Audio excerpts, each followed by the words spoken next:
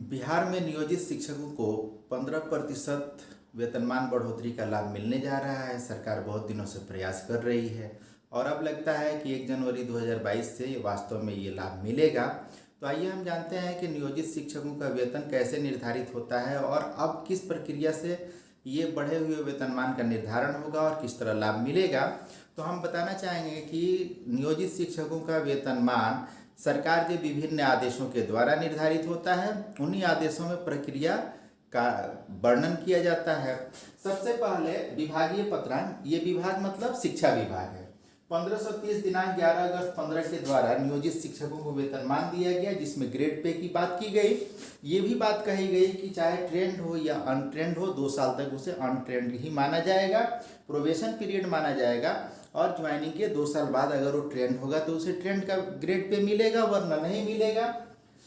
उसके पहले fix salary मिलती थी, अब ज्ञापन 1530 दिनांक 11 अगस्त 15 के द्वारा वेतनमान मिल गया। इसके बाद ज्ञापन 1632 दिनांक 21 जून 2017 के द्वारा 7th पे कमीशन के रिकमेंडेशन के अनुरूप नियोजित शिक्षकों के लिए भी एक चाइनीज वेतनमान दिया गया। यानी यहाँ भी जो पे मैट्रिक्स बनाया गया, 7th पे कमीशन के पहले ग्रेड पे होता था और 7th पे कमीशन ने ग्रेड पे के अनुरूप पे मैट्रिक्स तैयार किया। तो ऐसा माना जाता है कि एक कर्मचारी जीवन में 40 साल तक की अधिकतम सेवा कर सकता है, लेकिन बिहार के नियोजित शिक्षकों को 40 साल न मान करके 18 साल यानी 18 इंडेक्स में ही निपटा दिया गया। खैर जो है सो है, उसी पे बात करनी है। इसके बाद विभागीय ज्ञापन, ये विभागीय माने शिक्षा विभाग का नहीं बल्कि वित्त विभाग का ज्ञापन है 8043 दिनांक 11 अक्टूबर 2017। इसके द्वारा कहा गया कि जो बिहार सरकार के कर्मियों को महंगाई भत्ता, चिकित्सा भत्ता और आवास भत्ता दिया जाता है, वही लाभ उसी दर पे नियोजित शिक्षकों को भी दिया जाएगा। फिर शिक्षा विभाग के ज्ञापन 1900 दिनांक 4 अक्टूबर 2019 के द्वारा 1632 जो पे मैट्रिक्स दिया गया 7th पे कमीशन के अनुरूप, उसके संबंध में विस्तृत दिशा निर्देश दिए गए कि कैसे कैसे इसको लागू करना है। कुछ समस्याएं थी जिसको लेकर के बहुत सारे डीपीओ डीओ लोगों ने मार्ग निर्देश मांगा था, तो उसी पे ये स्पष्टीकरण आया था शिक्षा विभाग की ओर से। इसके बाद चुनावी मौसम में 29 अगस्त 2020 को ज्ञापन 1157 के द्वारा सरकार ने ये घोषणा किया कि 15% की वेतन बढ़ोतरी की जाएगी, जो 1 अप्रैल 2021 से लागू होगी। लेकिन 1 अप्रैल 21 बीत गया, अभी तक लागू नहीं हुआ।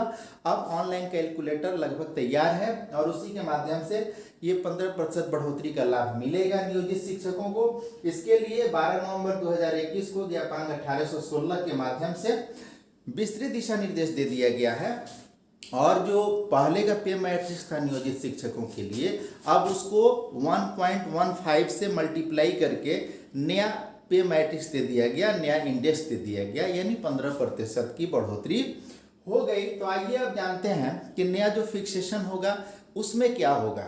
फिर हम ये भी बताएंगे कि पुराने शिक्षकों के फिक्सेशन में कैसे प्रोसेस है, नए जो लोग बहाल होंगे उनको कितना वेतन मिलेगा और उनका वेतन निर्धारण कैसे होगा। सबसे पहले अगर आज के हम 15% बढ़ोतरी के बाद जो निर्धारण होने जा रहा है वेतन का, उसके चर्चा करें तो विभिन्न जिलों में अलग अलग तरह से पत्र निकले हैं। कुछ जिलों में कहा गया है कि सभी शिक्षक अपना फॉर्म जो है वो शिक्षा विभाग ने जारी किया है, जिसमें कुल 19 जानकारियां मांगी गई हैं।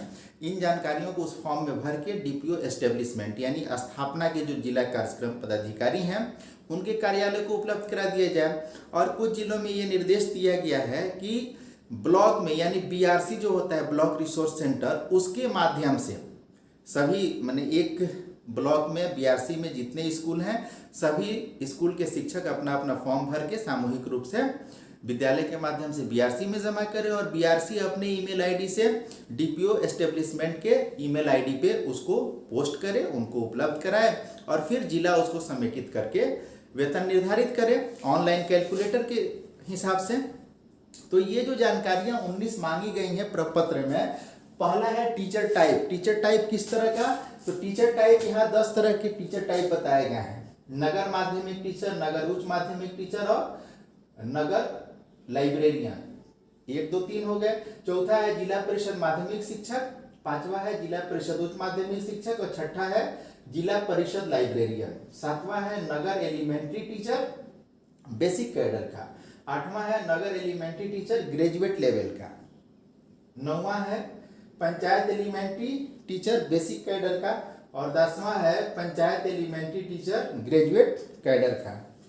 तो टीचर टाइप में सिर्फ 1 2 3 4 इस तरह कोड भर देना है, इसी आधार पे फिक्सेशन होगा। फिर टीचर नेम, हर कोई अपना नाम भरेगा, उसका डेट ऑफ बर्थ, फिर डेट ऑफ ज्वाइनिंग, फिर डेट ऑफ ट्रेनिंग, उसके बाद अकाउंट नंबर, फिर आईएफएससी कोड, उसी बैंक का आईएफएससी कोड जिस बैंक में खाता है, फिर यूएएन नंबर। जब ईपीएफओ एम्प्लॉयमेंट प्रोविडेंट फंड से हम लोग जुड़े थे, जिसमें कुछ राशि हमारे वेतन से कटती है और कुछ राशि सरकार देती है, तो उस समय हम सबको यूएएन नंबर मिला था और जिनका भी कटता है उनका एसएमएस उनके रजिस्टर मोबाइल पे आता है जिसमें यूएएन नंबर दिया होता है। 9वां है आधार नंबर। 10वां है नेम एज पर आधार नंबर, जिस तरह आधार नंबर पे नाम है वो नाम डालना है। फिर ईयर एज पर आधार, फिर डायस कोड, हर स्कूल का डायस कोड मिलता है, स्कूल से मिल जाएगा। फिर एम्प्लॉयमेंट कैटेगरी, तो एम्प्लॉयमेंट कैटेगरी क्या है इसका भी वर्णन किया गया है। 1 नंबर में वो आएंगे जो अनरिजर्व कैटेगरी के हैं, 2 नंबर में अनरिजर्व हो लेकिन फीमेल हो, 3 नंबर में बैकवर्ड कैटेगरी के, 4 नंबर में बैकवर्ड कैटेगरी फीमेल आएंगी और 5 नंबर में ईबीसी कैटेगरी के लोग आएंगे, 6 नंबर में ईबीसी कैटेगरी की फीमेल, 7 नंबर में शेड्यूल्ड कास्ट, 8 नंबर में शेड्यूल्ड कास्ट फीमेल, 9 नंबर में शेड्यूल्ड ट्राइब्स और 10 नंबर में शेड्यूल्ड ट्राइब्स की फीमेल अगर है तो ये उनकी एम्प्लॉयमेंट की कैटेगरी होगी। 10 कैटेगरी है, 10 तरह के टीचर हैं। अगला है एरिया टाइप, अर्बन है, सब अर्बन है या रूरल है, ये भरना है। फिर ब्लॉक, उसके बाद डिस्ट्रिक्ट, उसके बाद एम्प्लॉयमेंट यूनिट। एम्प्लॉयमेंट यूनिट देख के भरना है, हर जिले के द्वारा ये जारी किया जा रहा है। जैसे अगर पंचायत एम्प्लॉयमेंट यूनिट है यानी पंचायत के शिक्षक हैं तो 1 भरेंगे, प्रखंड के टीचर हैं तो 2 भरेंगे, नगर निगम के टीचर हैं तो उसका कोड 3 है और नगर परिषद के टीचर हैं तो उसका कोड 4 है, नगर पंचायत के टीचर हैं तो उसका कोड 5 है। एम्प्लॉयमेंट यूनिट भर लेंगे। इसके बाद ग्रेड पे, अगर अनट्रेंड है तो ग्रेड पे 0 हो जाएगा। अगर स्नातक कैडर के हैं यानी टीजीटी ट्रेंड ग्रेजुएट टीचर हैं तो 2400 मिलेगा और पीजीटी यानी पोस्ट ग्रेजुएट टीचर हैं 10+2 के टीचर हैं तो 2800 मिलेगा और एलिमेंट्री टीचर हैं बेसिक कैडर के तो उनको 2000 का ग्रेड पे मिलता है। पे ड्रॉन, कितना वेतन पाया, कब, 1 अप्रैल 21 को, 1 अप्रैल 21 को जितना वेतन पाया वो लिखना है। अब यहाँ 2 चीजें हैं, एक तो पुराने टीचर जिनके लिए वेतन बढ़ोतरी का लाभ मिल रहा है और दूसरे ये जो नया ज्वाइन करेंगे तो जो लोग नया ज्वाइन करेंगे उनको भी यही बढ़ा हुआ वेतनमान मिलेगा। अब कैसे मिलता है वेतन, इसको हम संक्षिप्त में समझ लेते हैं। जब कोई टीचर ज्वाइन करेगा तो उसका एंट्री लेवल होगा 15,380। मैं बताया कि विभागीय आदेश जो है वो ये है कि चाहे आप ट्रेंड हो या अनट्रेंड हो, चाहे प्राइमरी के हों, मिडिल के हों, सेकेंडरी के हों, सीनियर सेकेंडरी के हों, जो टीचर हों, लेकिन 2 साल तक आपको इनिशियल पे मिलेगा, अनट्रेंड का पे मिलेगा और वो होता है 15,380। अगर आज के डेट में यानी ये दिसंबर 21 की बात करूं तो हमारा डीए बनता है 31%, तो ये 4,768 हुआ 15,380 बेसिक पे और हाउस रेंट 8% अगर जोड़ते हैं तो 1230 हुआ। मेडिकल सबके लिए फिक्स्ड है 1000 रुपया, तो इस तरह 22,378 रुपया लमसम अमाउंट है। अब चूंकि ये 8%, 4%, 8% और 16%, तो अलग अलग जो शहर का कैटेगराइजेशन है उसके हिसाब से हाउस रेंट मिलता है, जो जहां होगा उस हिसाब से जोड़ सकता है। डीए भी वेरिएबल होता है, हाउस रेंट भी वेरिएबल होता है, लेकिन एक लमसम अमाउंट की अगर कोई आज टीचर ज्वाइन करता है तो उसे 2 साल तक लगभग 22,378 यानी 22-23 हज़ार के लगभग वेतन मिलेगा। हाँ, हर साल इसको इंक्रीमेंट मिलेगा। कैसे, जैसे एक साल के बाद जाएगा तो 15,850 पे चला जाएगा उसका बेसिक, और जब बेसिक बदलेगा तो सारी चीज़ें बढ़ जाएंगी, यानी DA HRA और मेडिकल सब बढ़ जाएगा। लेकिन जैसे ही 2 साल की सर्विस होगी तो वह अपने ग्रेड पे में आ जाएगा, और ग्रेड पे में हैंडसम अमाउंट थोड़ा सा मिलता है, 8-10 हज़ार ज़्यादा मिलने लगता है। अगर वो बेसिक कैडर का होगा तो 5200 से 20,200 का वेतनमान और प्लस 2,000, यानी 5200 प्लस 2,000 7200, और उसको मल्टीप्लाई करके ये इंडेक्स बना है। तो तीसरे साल उसका 22,600 बेसिक होगा, plus DA plus HRA plus medical होगा। तो ये मैंने एक ऐसे मॉडल बनाया कि शुरुआत में अगर आज कोई नया टीचर ज्वाइन करेगा तो उसको क्या मिलेगा, तो 22-23 हज़ार के लगभग मिलेगा। अब चूंकि फिक्सेशन जो होने जा रहा है यह पुराने कार्यरत शिक्षकों का होने जा रहा है, तो इसको समझने के लिए एक उदाहरण हम लेते हैं जिससे समझ में आ जाएगी बातें। कुछ इतने सारे जो पत्रांक दिनांक हैं इनके आलोक में मैंने ये सब तैयारी की है। तो इसमें पहला जो है, सपोज कीजिए कोई 17 फरवरी 14 को ज्वाइन किया, कहाँ, +2 में। तो +2 का टीचर उच्च माध्यमिक शिक्षक है, तो उस समय 12,000 वेतन होता था, फिक्स सैलरी होती थी। अब 1 फरवरी 15 यानी एक साल बाद उसको इंक्रीमेंट मिलेगा, कितना मिलेगा, 400, क्योंकि पुराना जो वेतन संरचना थी फिक्स सैलरी वाली, तो उसमें 200, 300, 400 जो यहाँ ग्रेड पे है 0, 2000, 2400, 2800, तो ये उसी तरह उस समय अनट्रेंड को 200 रुपये मिलता था। ट्रेंड अगर ग्रेजुएट लेवल का टीचर है तो उसे 300, और ट्रेंड अगर पोस्ट ग्रेजुएट लेवल का टीचर है तो उसे 400। तो 400 मिल गया तो 12,400 हो जाएगा 1 फरवरी 15 को। अब चूंकि 1 जुलाई 15 को नया वेतनमान लागू हो गया, मैं बताया था ना कि 1 जुलाई 15 को ये पत्रांक 1530 के माध्यम से नया वेतनमान लागू हुआ। लेकिन चूंकि ये फरवरी 14 में ज्वाइन किए हैं, अभी 2 साल नहीं हुआ, तो उनको ग्रेड पे नहीं मिलेगा। तो बेसिक कितना रह जाएगा, 5200 plus DA plus house rent plus medical जोड़ के कुछ ठीक सा 15,000 के लगभग होगा। अब 16 फरवरी 2016, एक साल जैसे बीतेगा, एक साल नहीं बल्कि 2 साल हो जाएगा। 17 फरवरी 14 से 16 फरवरी 16, 2 साल। तो 2 साल होते ही 5200 के संग इनका ग्रेड पे जुड़ जाएगा। +2 में है तो कितना ग्रेड पे होगा, 2800 होगा। हाई स्कूल में होते तो 2400 होता, मिडिल में होते तो भी 2400 होता, और प्राइमरी के होते तो 2000 होता। तो 16 फरवरी 2016 को इनका 5200 प्लस 2800 मतलब 8000 बेसिक हो जाएगा। अब 1/1/17 को हर साल जो इंक्रीमेंट मिलता है, अब कैसे इंक्रीमेंट मिलेगा, 8000 प्लस इसका 3%। क्यों मिलेगा, क्योंकि अभी 6th पे का ही वास्तविक लाभ मिल रहा है। जो 7th पे का रिकमेंडेशन था वह कब से, 1 अप्रैल 17 से लागू हो रहा है। मैं बात कर रहा हूँ 1/1/17 को। तो 1/1/17 को 8000 प्लस इसका 3% यानी 240, तो 8240, 8240 रुपये बेसिक होगा। इस पे महंगाई भत्ता और आवास भत्ता, चिकित्सा भत्ता जोड़ के जो अमाउंट होगा वो मिलेगा। अब 1 अप्रैल 17 को क्या हुआ, नया वेतनमान पे मैट्रिक्स लागू। तो पे मैट्रिक्स जो ये बना इसको लेवल कहते हैं, 0, 200, 2400, 2024, 2800, इसको क्या बोलते हैं, लेवल। और नीचे जो आता है इसको क्या बोलते हैं, इंडेक्स। इंडेक्स कितने, 18 है। हर साल एक एक इंडेक्स बढ़ता जाएगा। और लेवल क्या है, फिक्स्ड है। प्राइमरी के टीचर हैं तो उनका लेवल 2000 वाला होगा, यानी लेवल 2 होगा। मिडिल या हाई स्कूल के टीचर हैं तो उनका लेवल क्या होगा, 2 होगा, 3 होगा, 2400 ग्रेड पे वाला।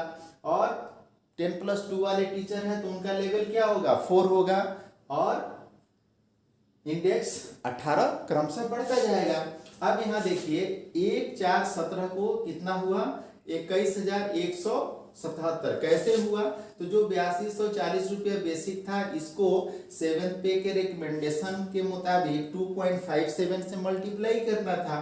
करने के बाद आया 21,177, लेकिन इसे 10 के मल्टीप्लीकेशन में होना चाहिए था।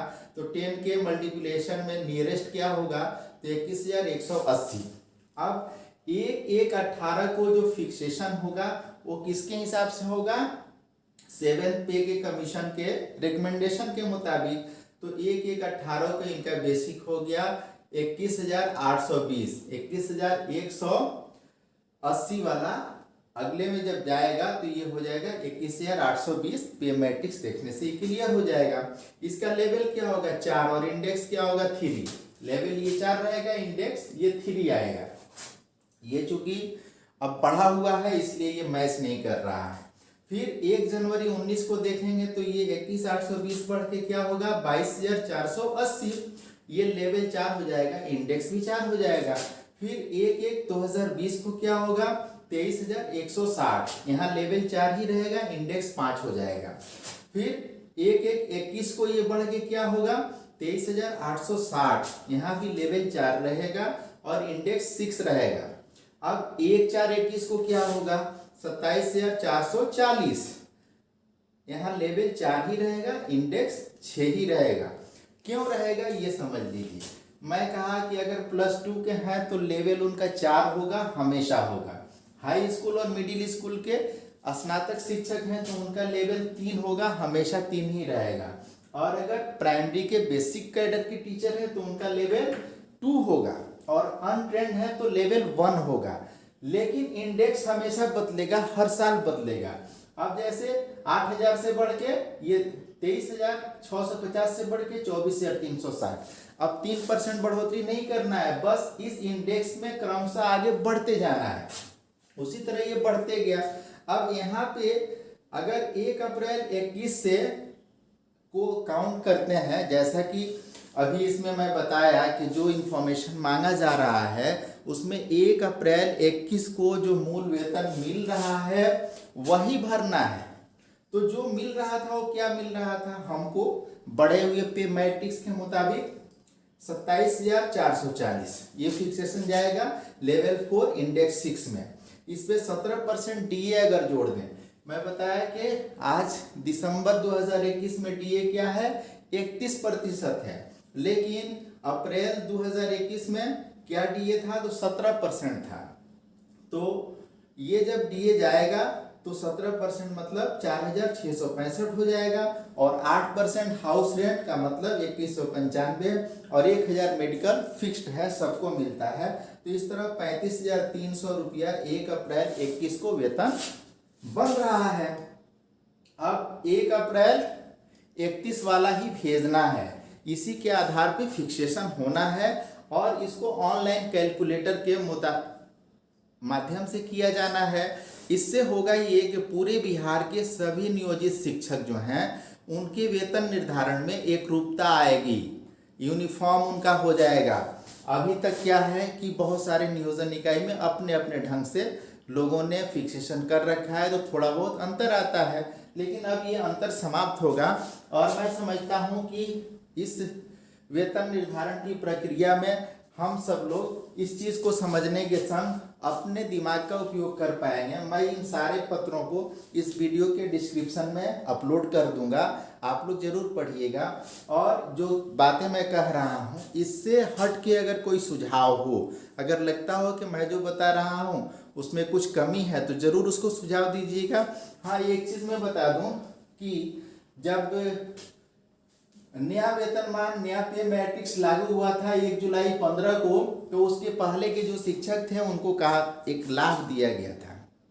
क्या लाभ दिया गया था कि अगर 3 साल की सेवा किए हों तो 1 की इंक्रीमेंट का लाभ, 6 साल की सेवा किए हों तो 2 इंक्रीमेंट का लाभ और 9 साल की सेवा किए हों तो 3% इंक्रीमेंट का लाभ उनको दिया गया था। उसके हिसाब से उनका फिक्सेशन हुआ और उसी फिक्सेशन के हिसाब से ये सारी प्रक्रिया चल रही है और वो आगे भी कंटिन्यू करेगी।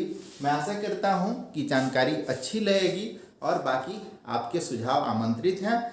हम लोग भविष्य में अगर किसी तरह के सुझाव अच्छे मिलते हैं तो संशोधन के लिए तत्पर रहेंगे। बहुत बहुत धन्यवाद।